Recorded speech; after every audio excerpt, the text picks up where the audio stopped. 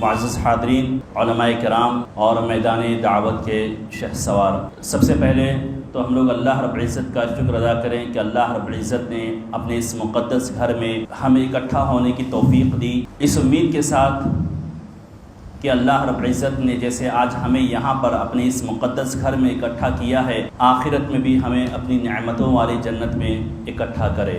معزز حاضرین، آج کے اس پروگرام میں مجھے جو موضوع دیا گیا ہے وہ ہے انبیاء کرام علیہم الصلاۃ والسلام کا اسلوب دعوت۔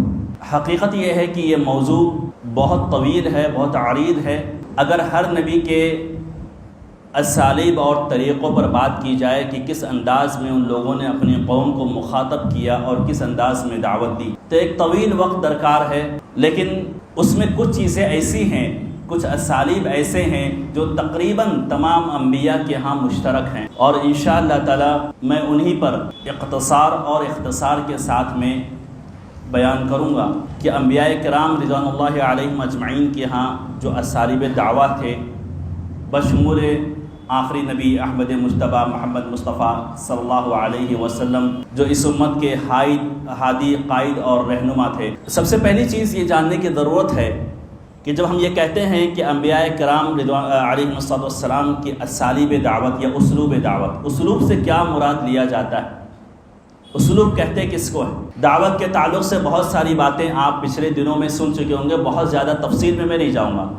دعوت کی اہمیت، دعوت کی فضیلت، دعوت کے برکات اور اس کے اثرات انسان کی اپنی زندگی پر یا اجتماعی زندگی پر، یہ بہت ساری تفصیلات مجھے امید ہے کہ آپ اس تعلق سے کافی کچھ سن چکے ہوں گے، لہذا جو موضوع ہے میرا، میں اسی موضوع کے تعلق سے گفتگو کروں گا۔ تو جب ہم اسلوب دعوت کہتے ہیں یا اسالیب الدعوہ ہم جس کو کہتے ہیں، یعنی اسالیب یہ اسلوب کی جمع اور اسلوب یا اسالیب یعنی کہ طریقے، یعنی انبیاء کرام رضوان اللہ علیہم السلام کے دعوت کے طریقے۔ حقیقت یہ ہے کہ جب ہدف مشترک ہو، جب ٹارگٹ یکساں ہو، تو اس میں اسالیب بھی تقریباً یکساں ہوتے ہیں، اور اسی وجہ سے میں نے صرف مشترکہ جو اسالیب ہیں انہی پر اختصار کیا ہے۔ سب سے پہلے یہ چیز جاننے کی ضرورت ہے کہ جو اسلوب دعوت کا ہم اختیار کرتے ہیں وہ اسلوب کی بنیاد کیا ہونی چاہیے۔ نبی کریم صلی اللہ علیہ وسلم یا دیگر انبیاء کرام جو اسالیب ان لوگوں نے اختیار کیے، ظاہر سی بات ہے وہی لوگ ہمارے اسوہ ہیں اور ہمارے نمونہ ہیں، اور انہی کو سامنے رکھتے ان کے اسلوب دعوت کو ہم اس لیے پڑھ رہے ہیں یا اس لیے ہم جان رہے ہیں تاکہ ہم بھی دعوت دینے میں، دعوت اللہ کا فریضہ انجام دینے میں انہی اسالیب کو اختیار کریں۔ تو لہذا ضروری یہ چیز ہے کہ جو اسلوب ہم اختیار کریں ان اسلوب کے لیے دو چیزیں بنیاد ہیں۔ سب سے پہلی چیز، جو طریقہ آپ اختیار کر رہے ہیں دعوت کا، وہ طریقہ قرآن، سنت یا سلف صالحین سے ثابت ہو، صراحت کے ساتھ یعنی کہ اس کے تعلق سے منصوص ہو، قرآن کریم کی آیت ہو یا نبی کریم صلی اللہ علیہ وسلم کی حدیث ہو یا سلف صالحین کی سیرت میں اس طریقے کو اپنایا گیا ہو۔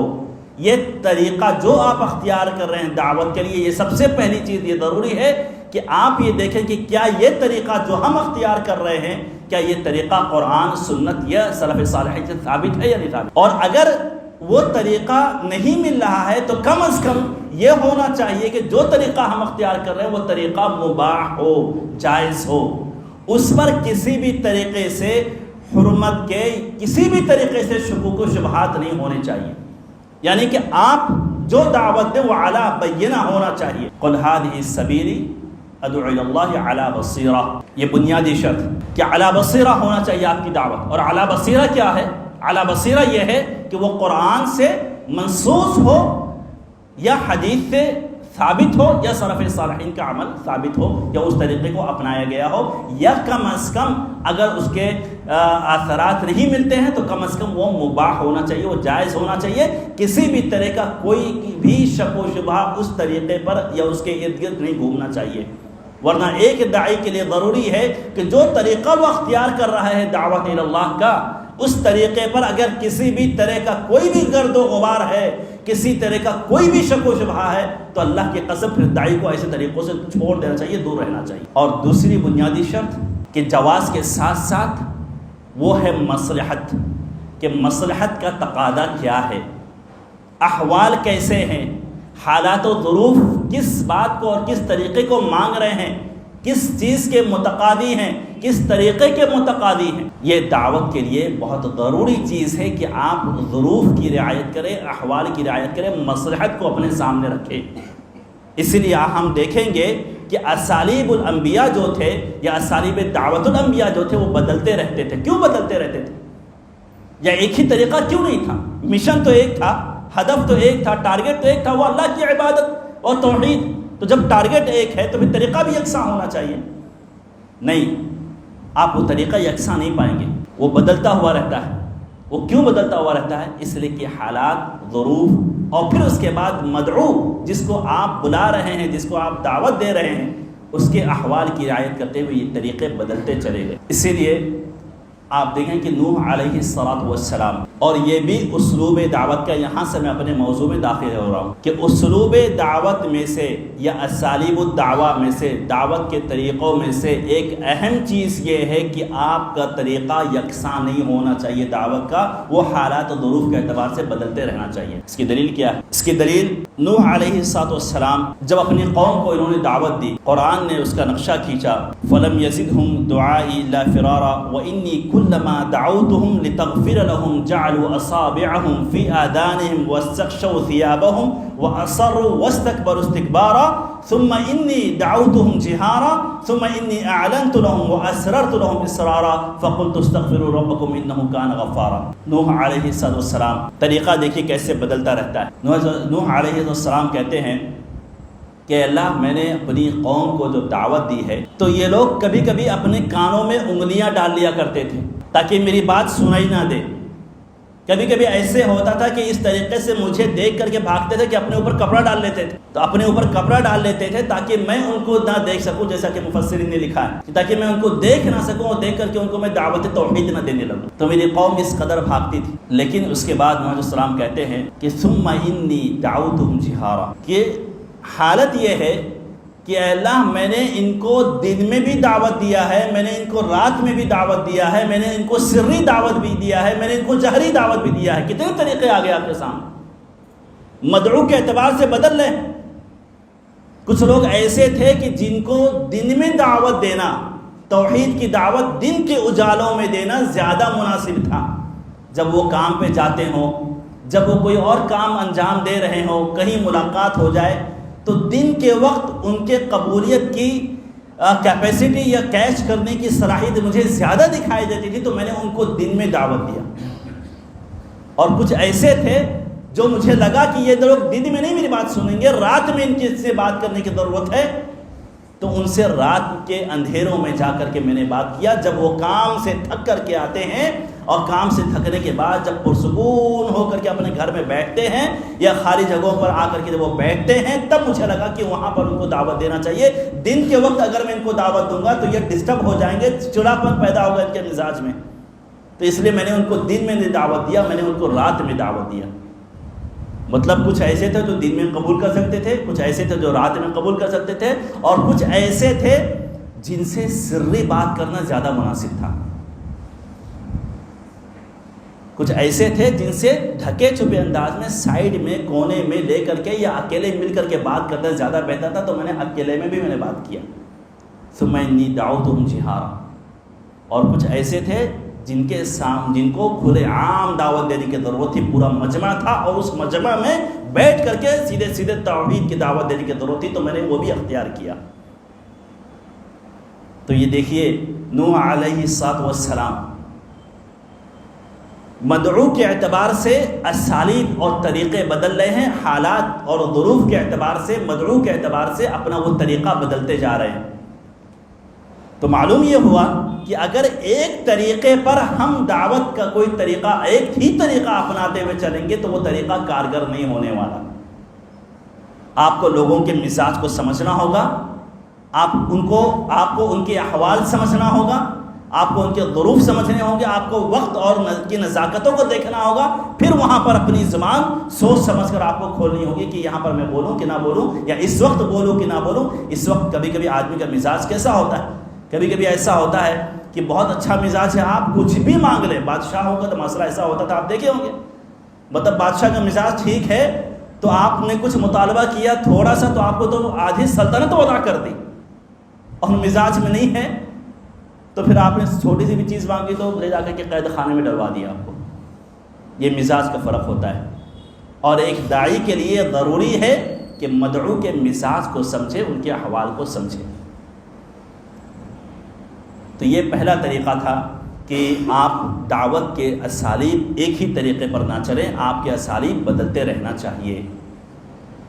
دوسری چیز یا دوسرا طریقہ، آپ کی دعوت کے طریقہ کار میں تدرج ہونا چاہیے. دھیرے دھیرے دعوت دیں. ایک بیگ آپ لے جا کر کے پورا تھوپ دیں، یہ مناسب نہیں. اور اس کی دلیل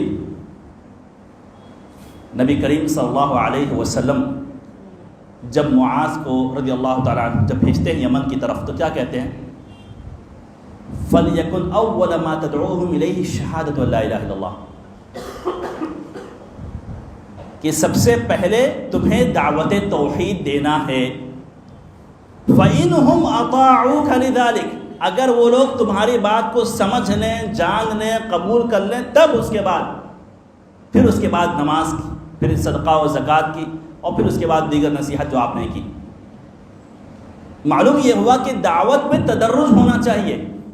ایک بیگ نہیں کہ آپ آ کر کے آپ کسی داعی کو پکڑیں اور داعی کو پکڑنے کے بعد آپ سیدھے کہہ دیں کہ تمہارے پر یہ بھی جائز، یہ بھی حرام، یہ جائز، یہ حرام، یہ جائز، یہ حرام، اور اگر نہیں کیا تو سیدھے جہنم میں چلے گئے.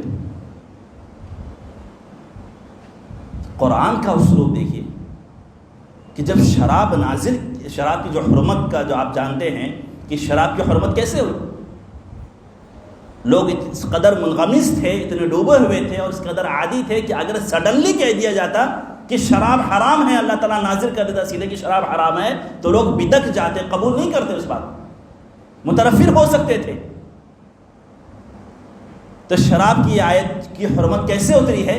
پہلے اس کا نقصان بتلایا گیا، وَإِثْمُهُمَا أَكْبَرُ مِن نَفْعِهِمَا، پہلے اس کا نقصان بتلایا گیا کہ ہاں فائدہ بھی ہے لیکن نقصان زیادہ ہے. پھر دوسرے مرحلے میں کہا گیا لا تقربوا الصلاة وانتم سکارى، کہ نماز کے قریب مت جاؤ نشے کی حالت میں، یعنی نماز کے وقت نشہ کرنے سے، شراب پینے سے روکا گیا. اور تیسری مرتبہ سیدھے سیدھے کہا گیا کہ فاجتنبوه رجس من الشیطان، یہ شیطان کا عمل، انما الخمر والمیسر والانصاب والازلام رجس من عمل الشیطان فاجتنبوه. پھر کہا تیسرے مرتبہ میں کہا کہ اب شراب حرام ہے، فہل انتم منتہون، تم لوگ رکو گے کیا؟ تم لوگ رک جاؤ گے، باز آ جاؤ گے شراب پینے سے؟ بہرحال صحابہ کرام کی جماعت جیسے ہی سنی فوراً اس کو قبول کر لیا. مطلب تیسرے مرحلے کا ایفیکٹ دیکھیے کہ تیسرا مرحلہ جب آیا تو ان لوگوں نے فوراً ایکسیپٹ کر لیا، اور شراب مدینہ کی گلیوں میں اس دن بہا دی گئی کہ مدینہ کی گلیوں میں صرف شراب کی بو آ رہی تھی.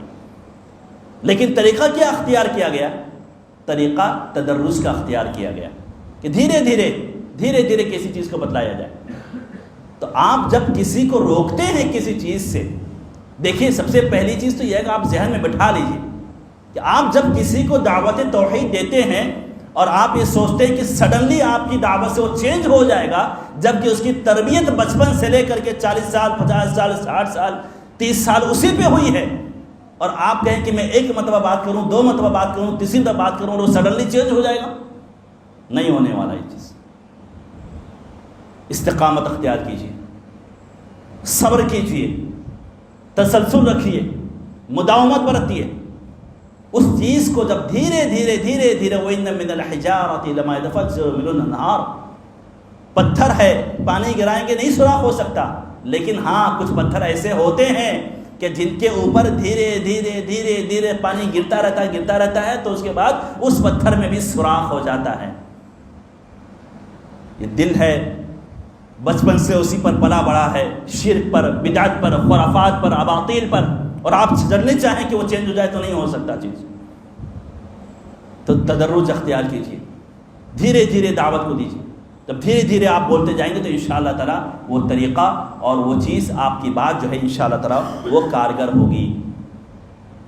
تیسری چیز انبیاء کی دعوت میں سے ہمیں ایک چیز ملتی ہے، وہ یہ ہے کہ انبیاء کرام علیہ السلام نے اپنی دعوت کو نرمی اور محبت سے شروع کیا تھا. سختی بھی آپ کو دکھائی دے گی، لہجے میں سختی بھی آپ کو دکھائی دے گی، لیکن طریقہ کیا تھا کہ جب شروعات کیا تھا تو بہت ہی نرمی سے شروعات کیا تھا۔ موسیٰ علیہ السلام، ہارون علیہ السلام، اذهبا الى فرعون فقولا له قولا لینا لعلہ یتذکر او یخشی، کہ موسیٰ علیہ السلام اور ہارون کو اللہ رب العزت نے جب حکم دیا، کہاں بھیج رہا ہے؟ فرعون کے پاس، وقت کا سب سے بڑا ظالم، سب سے بڑا سرکش۔ طریقہ کیا بتلایا جا رہا ہے، اسلوب کیا سکھایا جا رہا ہے نبی کو کہ کون سے اسلوب سے تم کو دینا ہے؟ فقولا له قولا لینا، نرمی سے بات کرنا جا کر کے فرعون پہ، گرچہ وقت کا سب سے بڑا ظالم اور سرکش اور باقی ہے، لیکن جا کر کے اپنی بات کو پہلے نرمی سے شروعات کرنا۔ تو پہلے نرمی سے شروعات کی اپنی دعوت کو۔ یہ دعوت کے اسالیب میں سے کہ آپ اپنی دعوت کو جب شروع کریں تو سب سے پہلے فوراً ہی آپ کے مزاج میں تلخی اور ترش روئی نظر نہیں آنی چاہیے۔ اگر آپ کے مزاج میں شروعات سے ہی تلخی اور ترش روئی نظر آئی، یقین جانیے کہ پھر آپ کی دعوت کارگر نہیں ہو سکتی، آپ کی دعوت مؤثر نہیں ہو سکتی۔ اگر آپ چاہتے ہیں کہ آپ کی دعوت مؤثر ہو تو پہلے دھیرے سے نرمی سے شروعات کیجیے۔ ہاں، پھر اس کے بعد جب آپ سمجھا چکے، بتا چکے اس کے مفاسد، اس کے نقصانات اور اس کی گمراہیاں اور ساری چیزوں کو آپ اس کے سامنے رکھ چکے، اور پھر اس کے بعد وہ مرحلہ پار ہو گیا، وقت بیت گیا، پھر اس کے بعد دھیرے دھیرے مزاج میں سختی آتی ہے، لیکن وہ سختی بھی آپ دیکھیں کہ وہ اس انداز میں سختی نہیں کہ وہ لڑائی جھگڑے والی تھی، مار پیٹ والی تھی، بس یہ کہ جملہ سخت کہہ دیا۔ موسیٰ علیہ السلام جو شروع میں قولا لینا کہا گیا تھا کہ شروع میں قولا لینا مطلب نرمی سے بات کرنا، ایک وقت ایسا بھی آیا جب کہا کہ یا فرعون کہ وَإِنِّي لَأَظُنُّكَ يَا فِرْعَوْنَ مَثْبُورًا، اے فرعون میں دیکھ رہا ہوں کہ تم خراب برباد ہو گئے، ہلاک ہو گئے تم۔ مطلب یہ مزاج میں یہ سختی بھی آئی اس میں کہ پہلے اچھے سے اس کو بتاتے رہے، پھر اس بعد جب نہیں مانا تو کہا تم برباد ہو گئے، تم ملعون ہو، مردود ہو اللہ کی رحمت سے۔ انی لأظنک یا فرعون مثبورا۔ یا اسی طریقے سے نوح علیہ السلام، ولکنی اراکم قوما تجہلون، کتنا سمجھایا، 950 برس، اور پھر اس کے بعد کیا، ولکنی اراکم قوما تجہلون، ہاں میں دیکھ رہا ہوں کہ تم لوگ بڑی جاہل قوم ہو، بات نہیں سنتے تم لوگ، سمجھ میں نہیں آتا تمہارے۔ لیکن یہ لہجہ کب آیا؟ یہ لہجہ آیا ہے 950 برس کے بعد کہ وَلَكِنِّي أَرَاكُمْ قَوْمًا تَجْهَلُونَ۔ شروعات کیسے کی تھی؟ شروعات نرمی سے کی تھی، شروعات محبت سے کی تھی۔ تو یہ طریقہ ہے دعوت کے اسالیب میں سے، انبیاء کے اسلوب میں سے، طریقوں میں سے ایک طریقہ یہ ہے کہ دعوت کو نرمی سے شروعات کرے، اور پھر دھیرے دھیرے دھیرے دھیرے پھر اس کے بعد آپ مزاج میں، ہاں نرمی اس قدر نہیں ہونا چاہیے کہ جہاں پر اللہ کی حرمت کے یا اس کے تقدس کی پامالی ہو رہی ہے تو پھر وہاں پر نرمی نہیں ہوتی، پھر وہاں پر نرمی نہیں ہوتی۔ جب اسلام کمزور تھا تو کفار نے ایک سولوشن یہ دیا نبی کریم صلی اللہ علیہ وسلم کے سامنے کہ ایک دن آپ ہمارے خدا کی عبادت کر لیں، ایک دن ہم آپ کے خدا کی عبادت کر لیتے ہیں، معاملہ ہو جائے گا حل، سیٹل ہو گیا معاملہ۔ ایک دن آپ میرے خدا کی عبادت کریں، ہمارے خدا کی عبادت کریں، اور ایک دن آپ ہمارے خدا کی عبادت کریں۔ اسلام کمزور تھا، اسلام تو خیر کبھی کمزور نہیں تھا، مسلمان کمزور تھے، مجبور تھے، مقہور تھے، لیکن وہاں پر عقیدے کے معاملے میں کوئی مفاہمت نہیں۔ اور سورہ کافرون کی آیت نازل، قل یا ایھا الکافرون لا اعبد ما تعبدون، نہیں تمہارا خدا تمہارے لیے، میرا خدا میرے لیے، اس میں مفاہمت نہیں، یہاں پر نرمی نہیں ہے۔ تو نرمی کا بھی پیمانہ یہ آپ ملحوظ رکھیں دعوت کے وقت، کہ نرمی ایسا نہ ہو کہ نرمی کرتے کرتے کرتے کرتے کہ ہاں دعوت کے اسلوب میں سے نرمی ہے تو نرمی کرتے وقت ایسا ہو کہ پھر وہ شرک پر بھی اگر مصر ہے یا ڈٹا ہوا تو بھی آپ اس کی بھی موافقت کرتے چلے جائیں، اس کی ہمدردی میں آپ اس کو منع نہ کریں، نہیں۔ وہ نرمی کا پیمانہ آپ کی زبان سے جھلکنا چاہیے، اس کی آپ کی خیر خواہی ہے، اس کی خیر خواہی ہے اس کے مصلحت کے تعلق سے، لیکن جہاں پر رب کی حرمت کی پامالی ہو رہی ہے یا عقیدے پر بات آ رہی ہے، منہج پر بات آ رہی ہے تو پھر وہاں پر مفاہمت نہیں ہے، یہ یاد رکھیے گا۔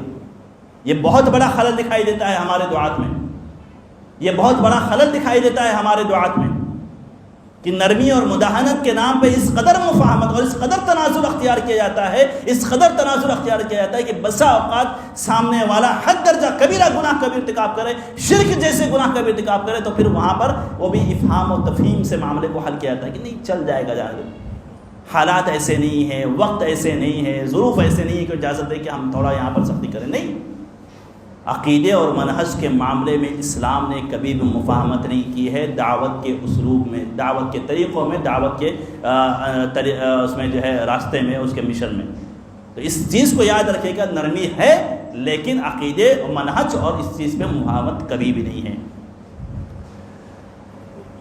جزاک اللہ خیر. اسی طریقے سے دعوت کے اسالیب میں سے، دعوت کے طریقوں میں سے ایک طریقہ ہے ترغیب و ترہیب کا اسلوب، جو انبیاء کرام کے ہاں ہم لوگ پاتے ہیں کہ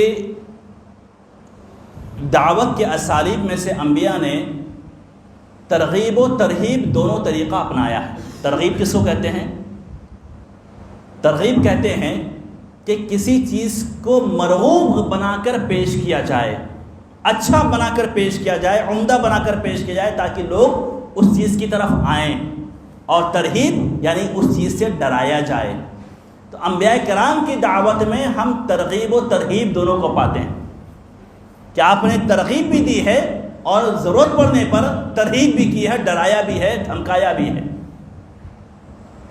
تو ترغیب و ترہیب کا اسلوب یہ انبیاء کرام کی دعوت کے اسالیب کا ایک اہم جز ہے. اور اس کی دلیل ابو ذر رضی اللہ تعالیٰ عنہ، اللہ کے رسول صلی اللہ علیہ وسلم جب ان کے سامنے یہ کہتے ہیں کہ ما من عبد قال لا الہ الا اللہ ثم مات على ذلك الا دخل الجنہ. ترغیب کا اسلوب دیکھیے نبی کریم صلی اللہ علیہ وسلم کا.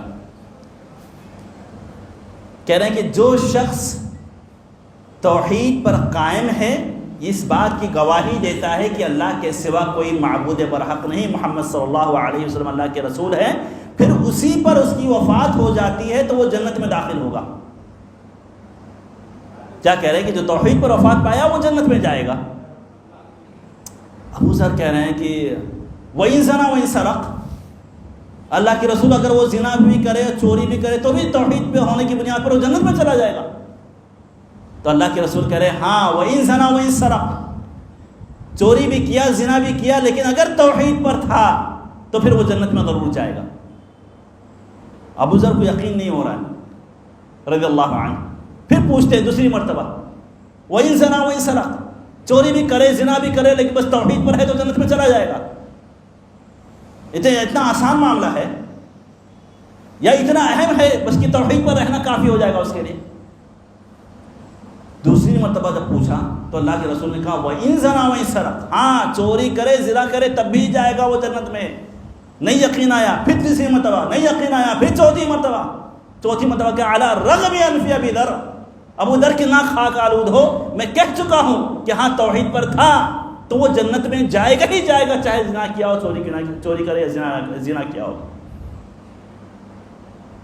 تو یہ ترغیب کا اسلوب تھا. ترغیب کا اسلوب تھا کہ توحید کی اہمیت اتنی ہے کہ توحید کو اپنا لو، گناہ کی معاملہ الگ ہے. تم نے گناہ کے ارتکاب کیا، گناہ کے بقدر اللہ رب العزت غفور الرحیم ہے. توحید کی دعوت، توحید لے کر کے آؤ گے تو پھر سارے آسمان اور زمین کے درمیان کے گناہ کیوں نہ ہو تمہارے معاف ہو سکتے ہیں. لیکن اگر توحید نہیں ہے تو پھر اس وقت سب برباد ہے، چاہے کتنے ہی اچھے عمل کیوں نہ ہو. فجعلناه هباء منثورا، کتنے ہی اچھے عمل کیوں نہ لے کر کے آؤ، توحید نہیں تو سب ضائع.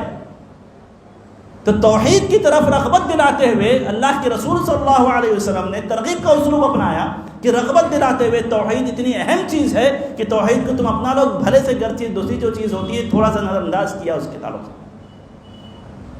تو یہ ترغیب کا اسلوب تھا نبی کریم صلی اللہ علیہ وسلم. دعوت میں ترغیب کا اسلوب ہونا چاہیے، تربیت میں ترغیب کا اسلوب ہونا چاہیے. یا اسی طریقے سے اللہ رب العزت نے اہل کتاب کے تعلق سے کہا وَلَوْ أَنَّ أَهْلَ الْكِتَابِ آمَنُوا وَاتَّقَوْا لَكَفَّرْنَا عَنْهُمْ سَيِّئَاتِهِمْ وَلَدَخَلْنَاهُمْ جَنَّاتِ النَّعِيمِ، کہ اگر یہ اہل کتاب ایمان لائیں جیسا کہ ایمان لانے کا حق ہے اور اللہ رب العزت کا تقوی اختیار کرے تو ہم انشاءاللہ ان کے گناہوں کو معاف کر دیں گے اور انشاءاللہ تعالیٰ ان کو نعمت والی جنت میں داخل کریں گے۔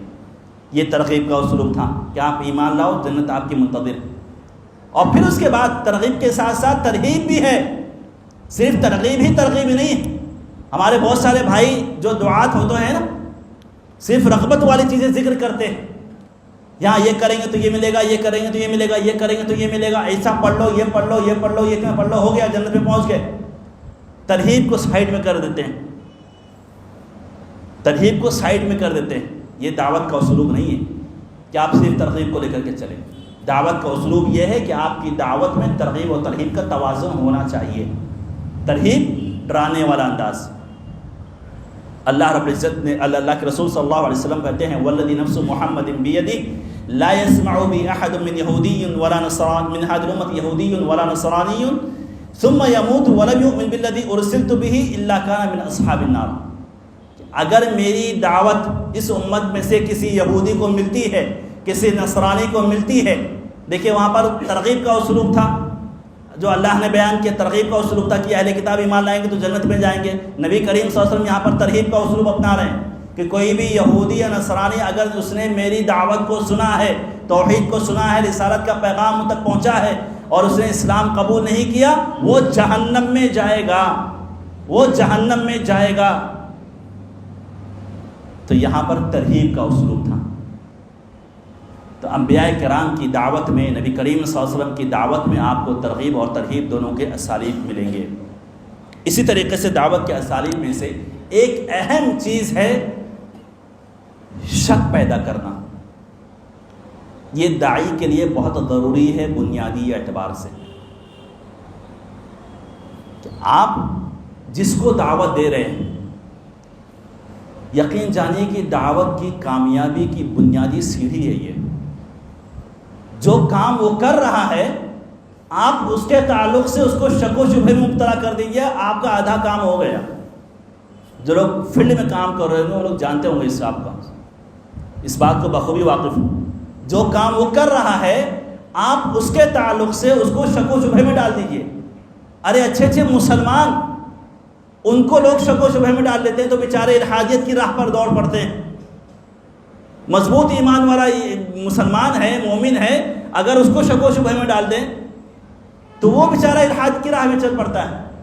حدیث پر جو طعن و تشنیع کے تیر برسائے جاتے ہیں، صحابہ کرام کے اوپر بالخصوص کالے کپڑے والوں کی طرف سے جو طعن و تشنیع کے تیر برسائے جاتے ہیں، اس کی بنیادی وجہ یہ ہے، ایک بار صحابہ کرام کے تعلق سے یہ مسلمانوں کا ایمان متزلزل ہوا اور صحابہ کرام کو شک کی نگاہ سے دیکھنے لگے، ان کا اللہ کی قسم پورا کا پورا دین شک کے کٹگرے میں کھڑا ہو جائے گا، کسی بات کو قبول نہیں کریں گے۔ یہ بات ایک بار آپ اگر صحابہ کرام کے تعلق سے غلط فہمی کا شکار ہو گئے تو پھر آپ یاد رکھیے کہ آپ کے قرآن، نبی کریم صلی اللہ علیہ وسلم کی طرف سے قرآن کو اور سنت کو کس نے نقل کیا؟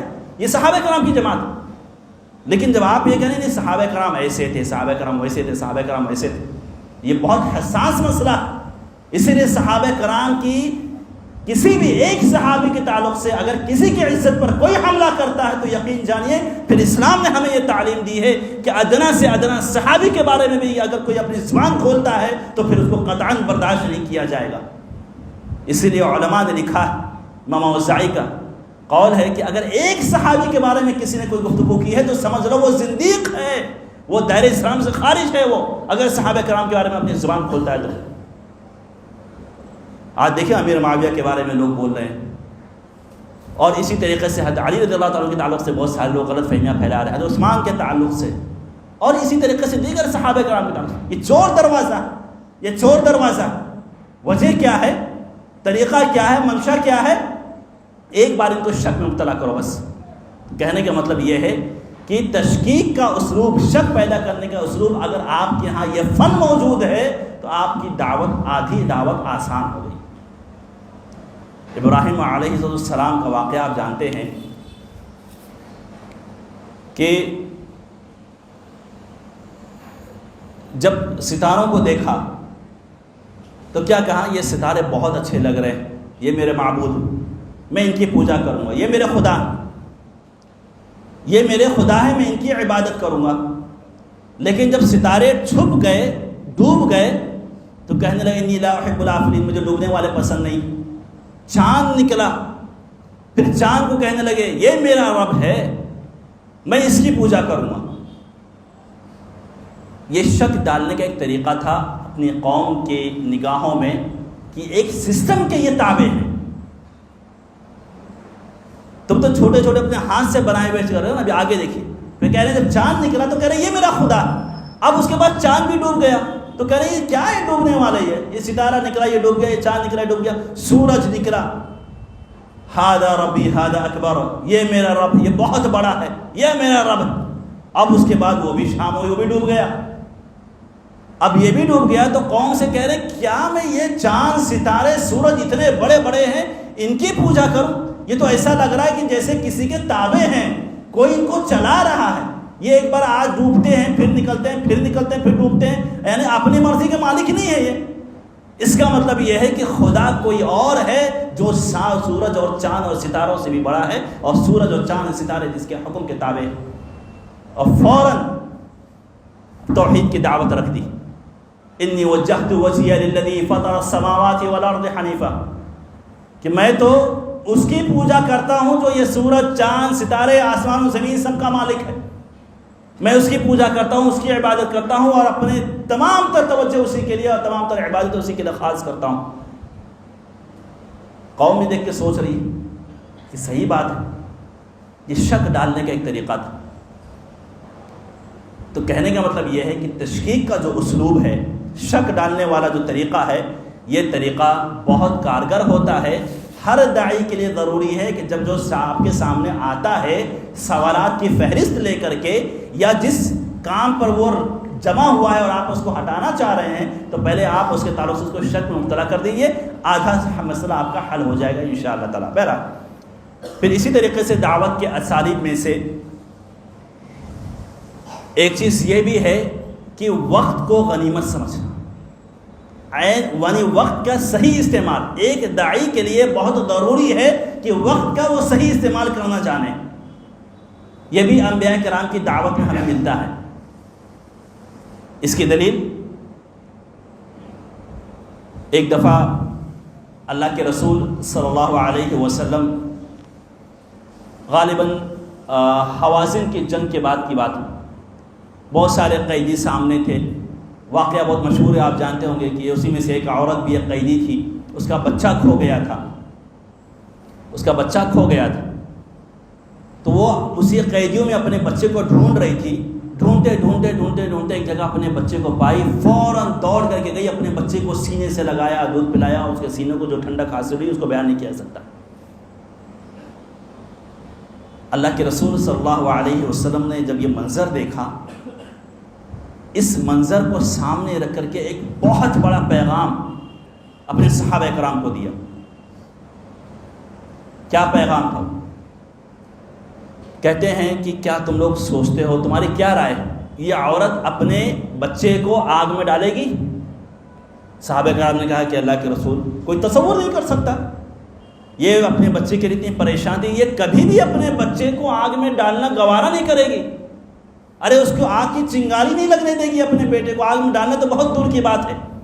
تو اللہ کے رسول نے فوراً اس وقت کا فائدہ اٹھاتے ہوئے کہا کہ پھر یاد رکھو جس کی اتنی محبت، یہ رحمت، تمہارا رب اس سے کہیں زیادہ رحیم ہے۔ اپنے رب کی رحمت کی عظمت کو ثابت کرنے کے لیے اللہ کے رسول صلی اللہ علیہ وسلم نے اس وقت کو غنیمت سمجھا اور رب کی رحمت کو بیان کر دیا۔ آدمی اپنی آنکھوں سے دیکھ رہا ہے یہ اتنی رحیم ہے یہ عورت اپنے بچے کے تعلق سے، تو پھر تمہارا رب کتنا رحیم ہے اپنے بندوں کے تعلق سے۔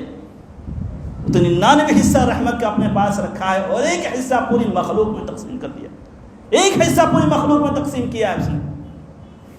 تو اللہ کے رسول صلی اللہ علیہ وسلم نے اس وقت کو غنیمت سمجھا، ایک واقعہ سامنے آیا اور اس واقعے کے آڑ میں ایک عظیم دعوت آپ نے ڈالی، اللہ تعالیٰ کی رحمت کی عظمت کی۔ تو ایک داعی کے لیے ضروری ہے کہ اس طرح کے اوقات کو غنیمت سمجھے، جہاں پر جو موقع آتا ہے اس موقع کی مناسبت سے اسلامی ہدایات کیا ہے، اسلامی تعلیمات کیا پیش کر دے۔ جیسے قبرستان کا موقع، جیسے قبرستان میں جو دفن کرنے جاتے ہیں، جنازے کی نماز پڑھاتے ہیں، ایک دفعہ اللہ کے رسول صلی اللہ علیہ وسلم قبرستان پہنچے، ایک صحابی کی تدفین تھی، قبر ابھی تیار نہیں ہوئی تھی، قبر ابھی تیار نہیں ہوئی تھی۔ اللہ کے رسول صلی اللہ علیہ وسلم وہاں پر بیٹھ گئے، ایک پتھر تھا، پتھر پہ بیٹھ گئے، صحابہ کرام آپ کے ارد گرد بیٹھ گئے۔ صحابہ کرام اس طرح سے بیٹھے کہ گویا کہ ان کے سروں پر کوے بیٹھے ہوئے، پرندے بیٹھے ہوئے، اتنی عاجزی اور انکساری اور سر جھکا کر کے بیٹھ گئے۔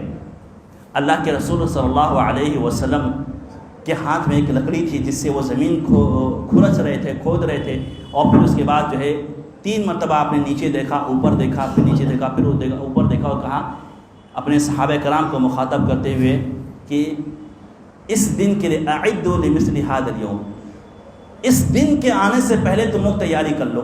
اب اس کے بعد برا ابن عازب رضی اللہ عنہ کی حدیث ہے، طویل حدیث ہے، اس کے بعد اللہ کے رسول صلی اللہ علیہ وسلم نے اس قبرستان میں، یعنی وہ قبر آس پاس ہے، مردہ سامنے ہے، اس وقت کو غنیمت سمجھتے ہوئے اللہ کے رسول صلی اللہ علیہ وسلم نے روح کے نکلنے کا پورا طریقہ آپ نے بتلا دیا، گویا کہ آنکھوں کے سامنے چل رہا ہے کہ اگر آدمی مومن ہوتا ہے تو کیسے روح قبض ہوتی ہے، اگر فاسق اور گنہگار یا فاجر ہوتا ہے یا کافر ہوتا ہے تو کیسے روح قبض ہوتی ہے اور کیا کیفیت ہوتی ہے، اس منظر، اس بیک گراؤنڈ کے پس منظر اس کو لے کر کے آپ نے بیان کیا۔ وہاں پر وہ موقع اچھا تھا، جلدی سمجھ میں آ گیا لوگوں کے۔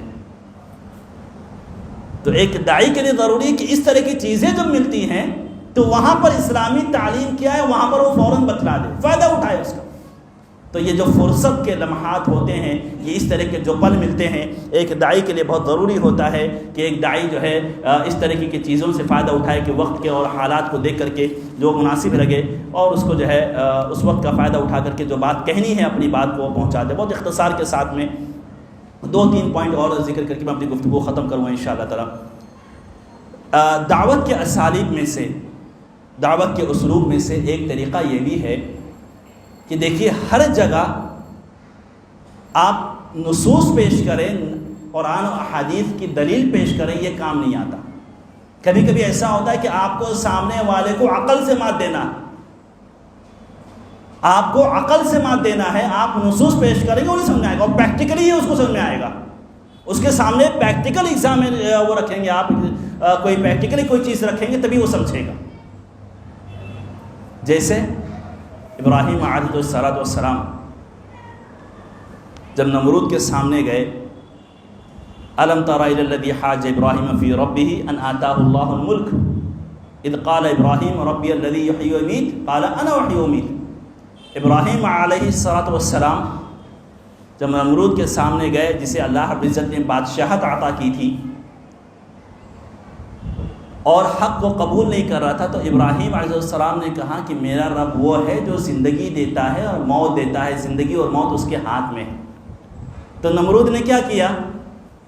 فوراً جو ہے ایک مجرم تھا اس کو آزاد کر دیا، اور ایک بے گناہ کو پکڑ کے قتل کروا دیا کہ آج دیکھو میں بھی زندگی اور موت دیتا ہوں۔ ایک ایسا آدمی جس پر موت واجب ہو چکی تھی، اس کو میں نے آزاد کر دیا، میں نے اس کو زندگی دے دی، اور ایک آدمی جو جی رہا تھا میں نے اس کو موت دے دی۔ قال انا احیی ومیت۔ تو ابراہیم علیہ السلام نے دوسری اگزامپل سامنے رکھی، فإن اللہ یأتی بالشمس من المشرق فأتی بها من المغرب۔ یہاں پر عقل سے کام لیا، عقلی دلیل پھینکا اس کے سامنے۔ اچھا یہ کر لے گئے تو خدا بن بیٹھے، اب میرا رب سورج کو مشرق سے نکالتا ہے مغرب میں ڈباتا ہے، تم اس کو الٹا کر کے دکھا دو۔ فبہت الذی کفر، وہ کافر مبہوت رہ گیا، اب اس کو کیسے کروں میں؟ یہاں پر عقلی دلیل ہی کام آئی۔ تو بسا اوقات آپ کے سامنے مدعو ایسے ملیں گے جہاں پر آپ قرآن و حدیث کے نصوص پیش کریں گے تو نہیں کارگر ہوگا، نہیں کام آئے گا۔ ابو امامہ رضی اللہ تعالیٰ عنہ بیان کرتے ہیں، ایک آدمی آیا اللہ کے رسول صلی اللہ علیہ وسلم کے پاس اور کہنے لگا کہ اللہ کے رسول مجھے زنا کی اجازت دے دیجیے۔ صحابہ کرام دیکھے تو بھڑک اٹھے، یہ کیا ہے، یہ کیا ہے، یہ کیا ہے؟ زنا کی اجازت مانگا، اتنا بڑا گناہ اور زنا کی اجازت مانگنے آئے ہو تم؟ تو اللہ کے رسول صلی اللہ علیہ وسلم خاموش کراتے ہیں، رکو بات کرنے دو، ڈسکشن، حوار جس کو عربی میں کہتے ہیں، کہ کبھی کبھی آپ کو ڈسکشن کرنا پڑے گا دعوت میں۔ وہاں پر آپ کی عقلی دلیل، یعنی کہ آپ اس کو اسی انداز میں مات دے سکتے ہیں، جس انداز میں سوال آیا اسی انداز میں اس کو مات دیجیے۔ وہاں پر آپ نقلی دلیل، یعنی کہ قرآن و حدیث کی دلیل آپ کے کام نہیں آئے گی۔ چاہتے تو زنا کی حرمت اور اس کے اثرات یہ سب بتا سکتے تھے، اللہ کا حکم سنا سکتے تھے، لیکن اس کے باوجود اللہ کے رسول صلی اللہ علیہ وسلم نے یہ سب چیزوں کو نہیں کہے، نہ یہ سب چیزوں کو ڈسکس کیا۔ اس نے کہا کہ اللہ کے رسول مجھے زنا کی اجازت دے دیے۔ کہتے ہیں کہ کیا تم یہ پسند کرو گے کہ تمہاری ماں کے ساتھ میں کوئی زنا کرے؟ کہتے ہیں نہیں اللہ کے رسول، کیسے کوئی پسند کرے گا اپنی ماں کے ساتھ میں نعوذ باللہ کوئی زنا کرے، یا اپنی ماں اس کی ماں کے ساتھ میں کوئی زنا کرے؟ کسی کو بھی نہیں گوارا ہوگا، کوئی نہیں برداشت کرے گا، کوئی نہیں برداشت کر سکتا اللہ کے رسول۔ پھر کہتے ہیں کیا تم اپنی بیٹی کے ساتھ میں گوارا کرو گے کہ تمہاری بیٹی کے ساتھ میں زنا کا ارتکاب ہو؟ کہا نہیں اللہ کے رسول، میں نہیں، کوئی بھی نہیں برداشت کرے گا، کوئی بھی نہیں برداشت کرے گا کہ اس کی بیٹی کے ساتھ میں زنا کیا جائے۔ کہا پھوپھی کے ساتھ وہ بھی نہیں، خالہ یا ممالی کے ساتھ وہ بھی نہیں۔ تو اللہ کے رسول نے کہا جب تم اپنی ماں کے لیے، اپنی بیٹی کے لیے، اپنی چاچی کے لیے، اپنی پھوپھی کے لیے، اپنی خالہ کے لیے، اپنی ممانے کے لیے نہیں برداشت کر سکتے تو تم یہ کیسے برداشت کر سکتے ہو؟ تم کسی کی بہن کے ساتھ میں زنا کرو، تم کسی کی ماں کے ساتھ میں زنا کرو۔ تو وہاں پر اللہ کے رسول صلی اللہ علیہ وسلم نے نقلی دلائل پیش کر، نقلی مطلب نقلی اور ڈپلیکیٹ اور نقلی نہیں، نقلی جب میں بولوں تو اس کا مطلب ہے کہ قرآن و حدیث منقول جو ہوتا ہے، تو قرآن و حدیث کے دلائل پیش کرنے کے بجائے آپ نے ڈسکشن کیا، اس کی بات سنی، اور بات سننے کے بعد پھر عقلی دلیل آپ نے پیش کی، اور عقلی دلیل سے وہ آدمی قانع ہو گیا، اور پھر اس کے بعد اللہ کے رسول صلی اللہ علیہ وسلم نے اس کے لیے دعا کی کہ اللہم اغفر لہ وحسن فرجہ، اللہ کے رسول نے اس کے لیے دعا کی، اور پھر اس کے بعد وہ نوجوان چلا گیا، پھر اس کے بعد اس نے اس طرح کی معصیت پر کبھی جرأت نہیں کی۔ تو کہنے کا مطلب یہ ہے کہ نبی کریم صلی اللہ علیہ وسلم یا اس طریقے سے انبیاء کرام کے دعوت کے اسالیب میں سے ایک طریقہ یہ بھی تھا کہ وہ ہر جگہ نقلی دلائل یا منقول دلائل پیش کرنے کے بجائے کبھی کبھی عقل کا بھی سہارا لیتے تھے اپنی بات کو سمجھانے کے لیے، کنونس کرنے کے لیے۔ اور ایک داعی کے لیے ضروری ہے کہ ایک داعی اس چیز کو سمجھے اور اس چیز کو جانے۔ اسی طریقے سے آخری 2 پوائنٹ کہ آپ کو مدعو کے لیے یہ ضروری ہے کہ آپ اس کو یہ باور کرا لے جائیں، یہ کنونس کر لیں آپ اس کو کہ میں جو تم کو توحید کی دعوت دے رہا ہوں یا جو بھی دعوت میں تم کو دے رہا ہوں، اللہ کی قسم اس میں میرا کوئی فائدہ نہیں، اس میں صرف اور صرف تمہاری بھلائی ہے، تمہاری منفعت ہے، تمہارا فائدہ ہے۔ آپ تمام انبیاء کی دعوت کو اٹھا کر کے دیکھیں، شعیب علیہ السلام، نوح علیہ السلام، ہود علیہ السلام، قل لا اسألکم علیہ اجرا، مجھے تمہاری دعوت کے بدلے میں کوئی بدلہ نہیں چاہیے مجھے۔ شعیب علیہ السلام نے جب اپنی قوم کو دعوت دی تھی وزن کے تعلق سے، جانتے ہیں ان کی قوم کے ہاں کمی کیا تھی؟ توحید کے علاوہ ناپ تول میں کمی بیشی کیا کرتے تھے۔ تو شعیب علیہ السلام نے کہا کہ دیکھو مجھے اپنے رب کی طرف سے واضح دلیل ملی ہے، میں حق پر ہوں۔ دوسری چیز کہ میں اپنی اس دعوت کے ذریعے سے تمہاری مخالفت نہیں کرنا چاہتا، میں یہ نہیں چاہتا ہوں کہ میں تم کو ناپ تول میں کمی کرنے سے روکوں، پھر بعد میں جو ہے ناپ تول میں کمی کروں، یا میں اپنے آپ کو زیادہ سے زیادہ رزق طلب کروں، مال طلب کروں۔ نہیں، مجھے نہیں چاہیے، مجھے مال نہیں چاہیے، مجھے اگر چاہیے ان اريد الا الاصلاح ما استطعت، میں صرف اور صرف یہ چاہتا ہوں کہ اس سماج میں جو خرابی آئی ہے میں صرف اس خرابی کی اصلاح چاہتا ہوں، میں تمہارے فائدے کی بات چاہتا ہوں، مجھے میرا کوئی فائدہ نہیں، میرا اجر تو اللہ تعالیٰ کے پاس، ان اجری الا علی اللہ، میرا اجر تو صرف اللہ کے پاس، میں صرف تمہارا خیر خواہ بن کر کے آیا۔ جس دن آپ یہ کنوینس کر لے گئے سامنے والے مدعو کو کہ مجھے کچھ نہیں چاہیے، میں صرف تمہاری بھلائی کی بات کرنے آیا ہوں، تمہارے فائدے کی بات کرنے آیا ہوں، یقین جانے کہ جب وہ آپ کو اپنا خیر خواہ پائے گا، آپ کو اپنا اچھا چاہنے والا پائے گا، آپ کی بات کو قبول کرنے کے لیے سر جھکا لے گا، اور آپ کو بننا پڑے گا اس طریقے سے، آپ کو اس طریقے سے بننا پڑے گا کہ آپ اپنی دعوت کے پیچھے کوئی اور مقصد نہ رکھیں سامنے، آپ صرف اور صرف اجر کے متمنی اللہ تعالیٰ سے۔ اللہ کے رسول صلی اللہ علیہ وسلم کس طریقے سے ستایا گیا؟ یاد رکھیے کہ دعوت کی راہیں آسان نہیں ہوتی، یہ بہت ہی کانٹوں بھرا راستہ، بہت ہی مشقت والا راستہ، ہاں اجر بھی اسی طریقے سے۔ اللہ کے رسول صلی اللہ علیہ وسلم کون سی تکلیف ایسی تھی جو ان کی قوم نے ان کو نہیں دیا، اور احد کے موقع پر اپنے چہرے سے خون پوچھ رہے ہیں، اور پھر اس کے بعد یہ کہہ رہے ہیں کہ اللہم اہد قومی فإنہم لا یعلمون، کہ میرے اللہ میری قوم کو ہدایت دے، وہ سمجھ نہیں پا رہی ہے۔ بد دعا نہیں کی۔ بہت سارے انبیاء تو پریشان ہو کر کے بد دعا بھی دے دیے، رب لا تذر علی الارض من الکافرین دیارا۔ نوح علیہ السلام نے کہا کہ اے اللہ ایک بھی لوگوں کو مت چھوڑنا یہاں پر، بہت سمجھایا میں نے اس کو، اے اللہ ان کو تباہ کر دے، برباد کر دے۔ یہی ایسی دعا موسیٰ علیہ السلام نے بھی کی، لیکن ہمارے نبی نے یہ دعا کہ اللہم اہد قومی فإنہم لا یعلمون، خیر خواہ، آخر دم تک ستائے بھی جا رہے ہیں، مارے بھی جا رہے ہیں، لیکن خیر خواہ ہیں اپنی قوم کے تعلق سے، اپنے مدعو کے تعلق سے اس کو دعوت دے رہے ہیں۔ طائف کا واقعہ آپ جانتے ہیں، فرشتے نے کیا کہا کہ آپ حکم دیجئے میں ان کو پیس دوں، کہانی ختم ہو جائے ان کی، تو کہتے ہیں کہ نہیں، انشاءاللہ ان کی نسل سے ایسی قوم آئے گی جو اللہ کی وحدانیت کے قائل ہوگی، توحید پرست ہوگی۔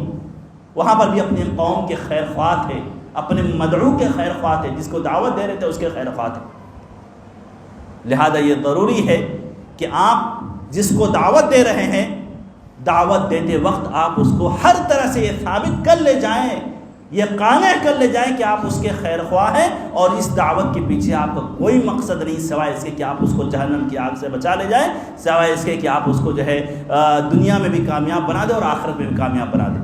ایک آخری نقطہ کہہ کر اپنی گفتگو ختم کروں گا، اور وہ یہ ہے کہ دعوت کے اسالیب میں سے ایک طریقہ یہ بھی ہے کہ آپ کبھی بھی ڈائریکٹ اٹیک مت کریں،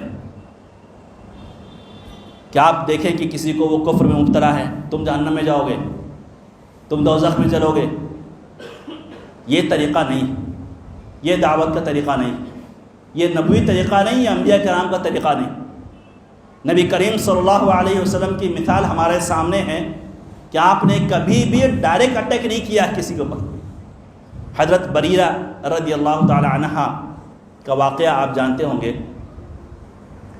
جب شرط لگائی، کیا تھا کہ یہ غلام تھی، ایک جگہ لونڈی تھی، تو وہاں پر انہوں نے اپنے مالک سے یہ ڈیل کیا کہ میں اتنا پیسہ تم کو دے دیتی ہوں، تم مجھے آزاد کر دو۔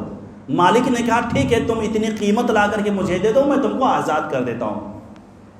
حضرت بریرہ حضرت عائشہ کے پاس جاتی ہیں اور کہتی ہیں کہ میرے اوپر قرض ہے، اگر میں اتنی قیمت ادا کر دوں تو میں آزاد ہو جاؤں گی۔ تو حضرت عائشہ کہتی ہیں کہ ٹھیک ہے، میں تمہاری طرف سے وہ قرض ادا کر دیتی ہوں، تم آزاد ہو جاؤ گی، لیکن تمہارا ولا، یعنی کہ تم اس کے بعد سے ہمارے تابع ہو جاؤ گی۔ تابع مطلب تم غلام نہیں ہو جاؤ گی، تابع مطلب یہ ہے کہ تمہاری ولا وہ ہمارے لیے ہو جائے گی، تم جا کر کے اپنے مالک سے بات کر لو۔ حضرت بریرہ جاتی ہوں، کہتی ہیں کہ ٹھیک ہے، عائشہ رضی اللہ تعالیٰ تیار ہو گئی ہیں، وہ آپ کو پیسہ دے دیں گے میری طرف سے، آپ مجھے آزاد کر دو، لیکن میری ولا مطلب یہ کہ اس کے بعد جو ہے وہ میراث کا مسئلہ آتا ہے، یعنی کہ جو آدمی آزاد کرتا ہے ولا اس کے لیے ہوتا ہے، جو غلام آزاد کرتا ہے ولا اس کے لیے ہوتا ہے، یعنی وہ میراث بنے گا، وہ حقدار ہوتا ہے، وہ پہلا حقدار ہوتا ہے اس کا۔ بہرحال اس کے بعد جو ہے جب انہوں نے بریرہ نے جا کر کے کہا اپنے مالکین سے کہ آپ مجھے آزاد کر دینا، لیکن ولا آپ کے لیے نہیں ہوگا، وہ حضرت عائشہ کے لیے ہوگا، وہ میری طرف سے ادا کر دیں گے، تو مالک جو تھے وہ ناراض ہو گئے، کہنے لگے نہیں، ہم ان کو آزاد کرانا ہے، تم کو آزاد کر، پیسہ دے دیں میں تم کو آزاد کر دیتا ہوں، لیکن تمہارا ولا وہ میرے لیے ہی ہوگا۔ اللہ کے رسول صلی اللہ علیہ وسلم کو معلوم ہوا، کہا کہ یہ غلط شرط ہے، یہ جو شرط لگا رہے ہیں کہ تم کو آزاد تو کر دوں گا لیکن ولا میرے لیے ہوگا، جو مالک لوگ کہہ رہے ہیں نہیں، ولا اس کے لیے ہوتا ہے جو آزاد کراتا ہے، الولاء لمن اعتق، ولا اس کے لیے ہوتا ہے جو آزاد کراتا ہے۔ تو اللہ کے رسول صلی اللہ علیہ وسلم کو جب یہ معلوم ہوا، فوراً ممبر پر کھڑے ہوئے اور ڈائریکٹ ان کا نام لے کر کے برا بھلا نہیں بولنا شروع کیا۔ کیا کہا؟ ما بال اقوام یشترطون علیہ فی کتاب اللہ، کیا ہو گیا ایسے لوگوں کو کہ ایسی شرطیں لگا رہے ہیں جو کتاب اللہ میں نہیں ہے۔ اور یاد رکھیں وہ لوگ، اگر کوئی شرط ایسی لگائی جاتی ہے جو کتاب اللہ میں نہیں ہے، 100 شرط لگا دو، 100 شرط لگا دو، اگر کتاب اللہ میں نہیں ہے تو پھر ساری کی ساری شرطیں باطل ہیں۔ تو اللہ کے رسول صلی اللہ علیہ وسلم کو جب یہ پیغام دینا تھا تو آپ نے ڈائریکٹ نہیں اٹیک کیا تھا ان لوگوں پر، بلکہ یہ کہا ما بال اقوام، کیا ہو گیا لوگوں کو ایسا ایسا کہہ رہے ہیں۔ اسی لیے امام بخاری کے یہاں دیکھیں گے آپ کہ رد کیا انہوں نے، تو وہ ہمیشہ یہ کہا بعض الناس، بعض لوگ ایسا کہتے ہیں، بعض لوگ ایسا کہتے ہیں۔ تو یہ دعوت کے اسلوب میں سے ہے کہ آپ کبھی بھی جب کسی کو غلط کام کرتا ہوا دیکھیں اور آپ اس کو دعوت دینا چاہ رہے ہیں، سمجھانا چاہ رہے ہیں، تو آپ اس کا نام لے کر کے نہ گفتگو کریں، اور اسی طریقے سے ڈائریکٹ اٹیک مت کریں، بلکہ دوسرے انداز میں کہ بعض لوگ ایسا کرتے ہیں، جس تک میسج پہنچنا ہے وہ پہنچ جائے گا، جس کو میسج پہنچنا ہے وہ پہنچ جائے گا۔ دو آدمی اللہ کے رسول کے سامنے لڑ پڑے اور اتنا لڑے اتنا غصہ ایک آدمی کے پورا چہرہ پھول گیا اور آنکھیں سرخ ہو گئی، گال سرخ ہے، چہرہ پھولا ہوا۔ اللہ کے رسول فرما رہے ہیں کہ اگر میں ایک جملہ کہوں اور کوئی اگر یہ کہتا ہے تو انشاءاللہ تعالیٰ اس کا غصہ ختم ہو جائے گا۔ اللہ کے رسول نے ڈائریکٹ اس کو نہیں کہا تم کہو، ایسا نہیں کہا کہ میں ایک جملہ جانتا ہوں کہ اگر کوئی اس کو ایسا کہے گا تو اس کا غصہ ختم ہو جائے گا، اور وہ کلمہ ہے اعوذ باللہ من الشیطان الرجیم، کیونکہ غصہ شیطان سے ہوتا ہے۔ تو آپ نے ان دونوں کو ڈائریکٹ نہیں کہا، آپ نے کہا کہ میں ایک جملہ جانتا ہوں کہ اگر کوئی کہے گا ایسا نا تو اس کا غصہ ختم ہو جائے گا، اس کا معاملہ ہلکا ہو جائے گا، ٹھنڈا ہو جائے گا۔ بعض صحابی آگے بڑھے اور کہتے ہیں کہ سن نہیں رہے ہو اللہ کے رسول کیا کہہ رہے ہیں؟ تو وہ جواب دیتا ہے سن رہا ہوں نا، پاگل تھوڑی نہ ہوں میں، سنائی دے رہا مجھے۔ ہاں، جب آپ ڈائریکٹ اٹیک کریں گے تو پھر ایسے رسپانس ملے گا آپ۔ یہ صحابی چلے گئے کہہ رہے ہیں کہ اللہ کے رسول کیا کہہ رہے ہیں، سنائی نہیں دے رہا تم کو؟ تو یہ جواب دیتے ہیں جس کا غصہ ساتویں آسمان پر تھا، کہہ رہے کہ ہاں سن رہا ہوں، پاگل نہیں ہوں میں، سنائی دے رہا مجھے، سمجھاؤ مت مجھے، جاؤ یہاں سے۔ یہ ریئیکشن ہوتا ہے۔ تو ڈائریکٹ جب آپ اٹیک کریں گے نا تو آپ کو ایسے ہی رسپانس ملے گا، ایسے ریئیکشن ملے گا۔ لیکن طریقہ کیا ہے دعوت کا؟ کہ آپ ڈائریکٹ نہ اٹیک کر کے اس انداز میں بات کریں کہ ہاں جس تک میسج پہنچنا ہے وہ میسج پہنچ جائے گا وہاں تک۔ ما بال اقوام، یہی اللہ کے رسول کا اسلوب تھا۔ بہرحال یہ چند اسالیب تھے دعوت کے، اور بھی بہت سارے اسالیب ہیں، قصص ہے، واقعات کو ذکر کر کے بھی آپ جو ہے اپنی دعوت کا پیغام پہنچا سکتے ہیں۔ بہرحال بہت ساری چیزیں ہیں، بہت سارے اسالیب ہیں۔ یہ چند اسالیب تھے جو مشترکہ تھے تمام انبیاء کے درمیان، یا بعض نبیوں نے استعمال کیا اور بعض نبیوں نے دوسرا طریقہ استعمال کیا۔ لیکن یہ ہے کہ خلاصہ یہ ہے کہ حالات و ظروف کے اعتبار سے دعوت کے احوال بدلتے رہتے ہیں، ظروف بدلتے رہتے ہیں، لہذا ایک داعی کے لیے ضروری ہے کہ وہ اسلوب بدلتا رہے، طریقہ بدلتا رہے، اور سامنے والے کو اسی انداز میں مخاطب کرے جیسا کہ اللہ کے رسول صلی اللہ علیہ وسلم کا طریقہ تھا۔ دیکھیے جب معاذ جا رہے تھے تو کیا کہا؟ جب معاذ کو یمن بھیج رہا تو کیا کہا کہ انک تأتی قوما من اہل کتاب، تم جہاں جا رہے ہو وہ اہل کتاب ہیں۔ معاذ کو سمجھا رہے ہیں کہ تم جہاں جا رہے ہو دعوت دینے کے لیے وہ اہل کتاب ہیں، مطلب ہے کہ پڑھے لکھے لوگ ہیں، کیونکہ آپ کی دعوت میں ایسے لوگ کچھ لوگ آئیں گے جو بالکل کچھ نہیں جانتے، کچھ ایسے ہوں گے جو جانتے ہوں گے لیکن غلط جانتے ہوں گے، کچھ ایسے ہوں گے جو صحیح بھی جانتے ہوں گے پھر بھی شکوک و شبہات پیدا کریں گے۔ تو مطلب ہے کہ کیفیت مختلف ہوتی ہے، تو اللہ کے رسول کہہ رہے ہیں کہ اہل کتاب مطلب جن کے پاس جا رہے ہو، ایسا نہیں کہ وہ پڑھے لکھے لوگ نہیں ہیں، وہ پڑھا لکھا طبقہ ہے، ان کے پاس جا رہے ہو سوچ سمجھ کر کے جانا، دلائل کی تیاری کر کے جانا، اور پھر اس کے بعد ان کے جو اعتراضات آنے والے ہیں ان سب کا جواب سوچ کر کے جانا۔ تو مدعو کے جو احوال ہوتے ہیں نا وہ مختلف ہوتے ہیں، لہذا ایک داعی کے لیے ضروری ہے کہ ان سب چیزوں کی رعایت کرے۔ بہرحال اللہ رب العزت دعا ہے کہ اللہ رب العزت ہمیں دعوت کے اسالیب کو بہتر سے بہتر طریقے سے اپنانے کی توفیق عطا فرمائے، اور اسلام نے جس طریقے سے ہم سے مطالبہ کیا ہے اور جس طریقے کا ہمیں حکم دیا ہے ہم اسی انداز میں اللہ رب العزت کے اس پیغام کو اور اس دعوتی مشن کو ہم آگے بڑھانے کے اللہ رب العزت ہمیں توفیق عطا فرمائے۔ آمین۔ وصلی اللہ علیہ سیدنا نبینا محمد۔ السلام علیکم ورحمۃ اللہ وبرکاتہ۔